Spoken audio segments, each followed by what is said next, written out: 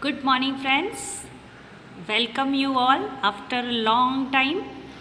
Today we are going to think about the chapter 1 relation and function, whose JE lecture 1. I write some sums here which ask you in previous years.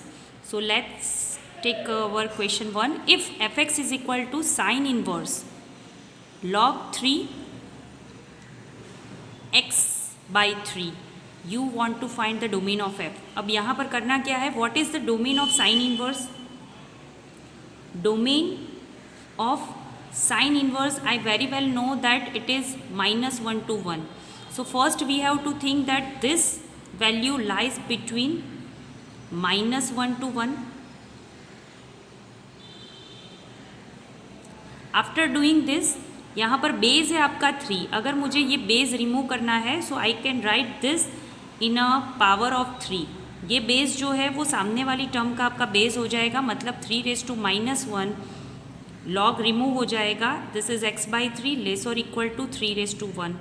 So I can write this is 1/3 less or equal to x by 3 less or equal to 3⁻1. That is I can say 3. Okay, now just I want to remove this 3, so multiply by 3. So 1 less or equal to x less or equal to 9. Multiply 3 by all three sides. So this is your domain of f. That's it.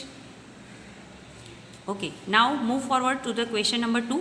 fx equal to log x plus 1 under root x square plus 1. Then f is even or odd or nothing.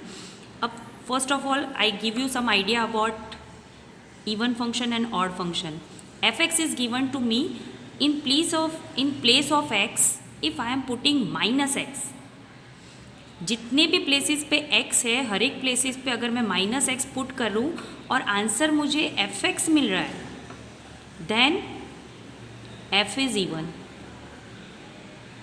And अगर minus X put करने के बाद minus fx मिल रहा है, then f is odd. But यहाँ पर ज़रूरी नहीं है कि हर एक फंक्शन के लिए आपको इन दोनों में से कुछ भी मिले. It can be even, it can be odd or it can be nothing, both of them. Okay, तो यहाँ पर बस जो ऑप्शंस गिवन है उसमें आपको वही सोचना है कि फंक्शन इवन है, ऑड है, नाइदर बोथ ऑफ देम और बोथ ऑफ देम. अब बोथ ऑफ देम तो पॉसिबल ही नहीं है. So let's see f of minus x. I am putting minus x in place of x. So x square तो positive x ही हो जाएगा. Just changing in place of minus x. यहाँ पर मैंने minus X put, place of x मैंने यहाँ पे minus X put कर दिया. माइनस एक्स का square, that is x square itself. Okay, अब क्या कर रहे हैं, अब देखो लॉग है ना, तो बहुत सारी प्रॉपर्टीज़ भी है. सो अब मैं इसको X square plus 1 minus X बोल दूँ तो I can multiply and divide with its conjugate, that is under root x square plus 1. Minus का कॉन्जुगेट हो जाएगा आपका plus X, which is your question. Okay, तो यहाँ पर क्या हो जाएगा, it becomes A square minus B square. बेटा मैंने क्या किया, यहाँ पर इसका जो कॉन्जुगेट था ना उससे मल्टीप्लाई एंड डिवाइड कर दिया. कौन सी वाली टर्म से, under root x square plus 1 plus X से मल्टीप्लाई एंड डिवाइड किया, न्यूमरेटर डिनोमिनेटर दोनों को. सो ऊपर आप गया आपका A square minus B square का formula, that is A minus B A plus B. Okay, अब यहाँ पे होगा क्या, देखो log under root square square root cut, so I can write X square plus 1 minus X square upon x plus under root x square plus 1. अब positive ही है, इसको पहले लिखे इसको पहले लिखे, डजेंट मैटर. क्यों मैंने इसी फॉर्मेट में लिखा, because this is your question. Okay, this two are going to cut. अब यहाँ पर बनेगा log 1 upon X plus under root x square plus 1. तो यहाँ पर अगर मैं लॉग की प्रॉपर्टी अप्लाई कर दूँ तो इसको मैं लिख सकती हूँ log x plus under root x square plus 1 whole inverse. अब लॉग जो है वो पावर अपने पास तो रखता नहीं है, फंक्शन की पावर उसके पास रहने नहीं देगा, तो वो आ जाएंगी आगे मल्टीप्लिकेशन में. So minus log x plus under root x square plus 1. So that is your minus f x. मतलब कि f of minus x is equal to minus f x which is our definition of odd function, मतलब कि f is odd function. Okay, f is odd function. So जब भी बेटा log function आपको given है ना, so you have to be very careful about your answer, check it twice before writing it. Next one, f from R to R, f of x plus y is equal to f of x plus f of y for all x y belongs to R and f of 1 is 7. अब ये दोनों property को मैं combine कर दूँ, suppose मुझे चाहिए 2, तो f of 2 मतलब मैं f of 1 plus 1 लिख सकती हूँ। अब अकॉर्डिंग टू दिस प्रॉपर्टी क्या होगा, f of 1 plus f of 1 मतलब कि 7 plus 7 that is 14, I can write it into 7 into 2, yes. अब f of 3 सपोज मुझे फाइंड करना है, तो उसको मैं लिख सकती हूँ f of 2 plus 1 that is f of 2 plus f of 1, so that is again 14 plus 7 जो हो जाएगा 21, so I can write it 7 into 3, so on. f of r अगर मुझे लिखना है, so I can say 7r, that's it. So this implies summation r equal to 1 to n f of r is equal to 1 to n 7r. 7 is common out as a constant term and you have to just put the value, summation r is equal to n plus 1 by 2, and that's it. This is your answer. Let's move forward to the question number 4, which is asked in 2003. F from n to z where f of n equal to n minus 1 by 2 where n is odd, and if n is even you have to put minus n by 2. Okay, so यहाँ पर और कुछ नहीं करेंगे, आपको 1 1 on to check करना है. You have to just check injective, bijective or not. So 1 1 on to check करना है. So first of all I am taking just odd values. I am taking 1. देखो यहाँ पर वैल्यूज़ आपको n में लेनी है, so 1 3 5 like values you have to take. So यहाँ पर 1 पुट करेंगे तो 1 minus 1 that is 0, 0 by 2 that is 0, 3 put करेंगे तो 3 minus 1 that is 2, 2 by 2 1, 5 minus 1 4, 4 by 2 that is 2। अच्छा, तो यहाँ पर तो मुझे सारे पॉजिटिव इंटीजर मिल रहे हैं। अब चेक कर रहे हैं for even numbers, so I am starting with 2, तो -2 by 2 that is -1।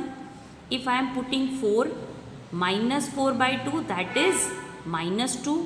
If I am putting 6, तो -6 by 2 that is -3, so on. So here it is very clear that your f is 1 1। देखो हर एक के लिए मुझे 1 वैल्यू मिल रही है। And second thing, your range of f is equal to z obviously, so f is on 2. So this is your bijective function 1 1 and 2.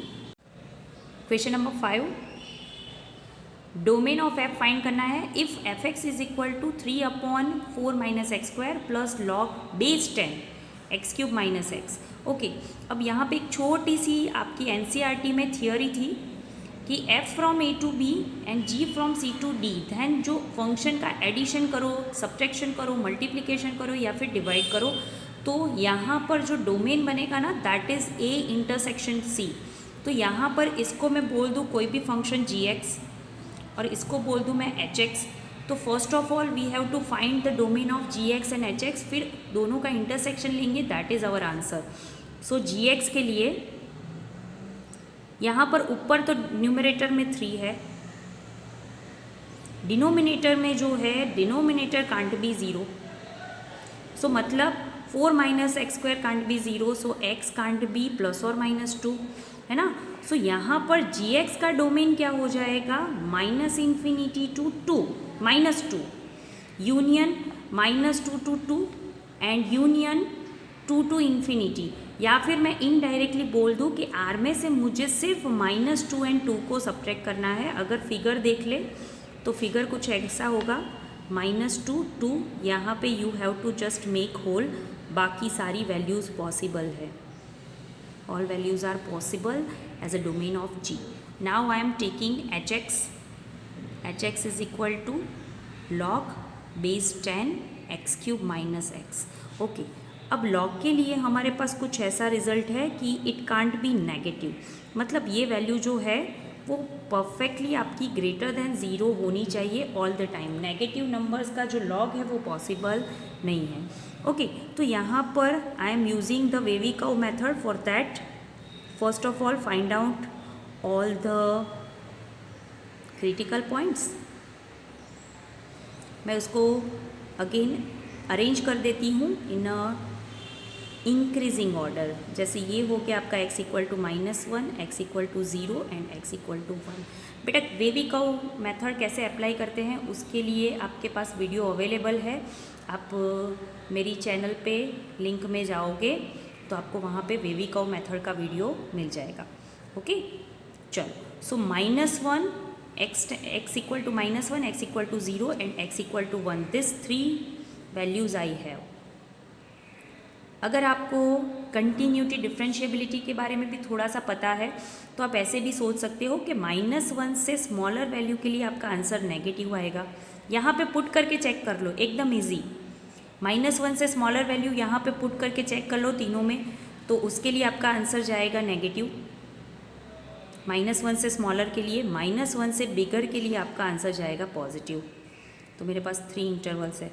अब 0 से smaller के लिए आंसर यहाँ पर भी 0, यहाँ पर भी 0, 0 से प्लस वैल्यूज़ के लिए इसका आंसर आपका पॉजिटिव होगा। x की वैल्यू अगर 1 से स्मॉलर है फॉर दिस, तो यहाँ पे आंसर आएगा आपका नेगेटिव, यहाँ पे भी नेगेटिव। 1 से अभी भी स्मॉलर है तो यहाँ पर भी नेगेटिव, एंड 1 से बिगर के लिए देखो यहाँ पे आप 2 पुट करो, 3 पुट करो, 5 पुट करो, आंसर इज़ पॉजिटिव। -1 से स्मॉलर वैल्यू मतलब -2 पुट करो, answer is negative. So you can check it this way also. अब मुझे क्या चाहिए, ये तीनों ग्रेटर देन 0 चाहिए। ग्रेटर देन 0 कहाँ पे होंगे, देखो माइनस माइनस माइनस, मतलब ये तो आपका लेस देन 0 हो गया। This is greater than 0 and this is greater than 0, मतलब कि अगर मैं डोमेन ऑफ h की बात करूँ, so this is 0 in this is greater than 0 in -1 0 union 1 to infinity, मतलब डोमेन ऑफ h मेरा ये हो गया, है ना। अब इन दोनों को करना है मुझे इंटरसेक्ट। ये हो गया समवेयर -1, उससे पहले -2 यहाँ पर जो है, here it is 0 and here it is 1 and here it is 2 to infinity. चलो, डोमेन ऑफ g में तो मुझे सब अलाउड है, सिर्फ ये दोनों पॉइंट अलाउड नहीं है, तो इसको तो हम पहले से ही रिमूव कर देते हैं। अब यहाँ पर एक्स्ट्रा क्या है, सिर्फ इतना पोर्शन लेना है एंड 1 to इन्फिनिटी, मतलब ये सारा पोर्शन आप लोग ले सकते हो h में। ओके, सो मतलब इन दोनों को छोड़ के बाकी दोनों आपका इंटरसेक्शन हो जाएगा। यहाँ पे और कोई तो प्रॉब्लम ही नहीं है, सिर्फ इन दोनों को नहीं लेना है। ओके, तो इंटरसेक्शन में कहाँ से लूँगी, इन दोनों का मर्ज करेंगे। So your domain of f is equal to, देखो -1 to 0 यूनियन 1 to 2, 2 को नहीं लेना है, सो 2 to इन्फिनिटी, मतलब यहाँ पर अगर मैं क्लोज इंटरवल या फिर डायरेक्टली 1 to इन्फिनिटी ले लूँ तो 2 इंक्लूडेड है। तो मैंने क्या कर दिया, ओपन इंटरवल ले लिया, सो 2 is excluded from both of this, that's it. So this is your domain of f। Okay, ऐसे वाले नए वीडियोस के साथ फिर से जल्दी मिलेंगे, तब तक के लिए बाय, कीप प्रैक्टिसिंग।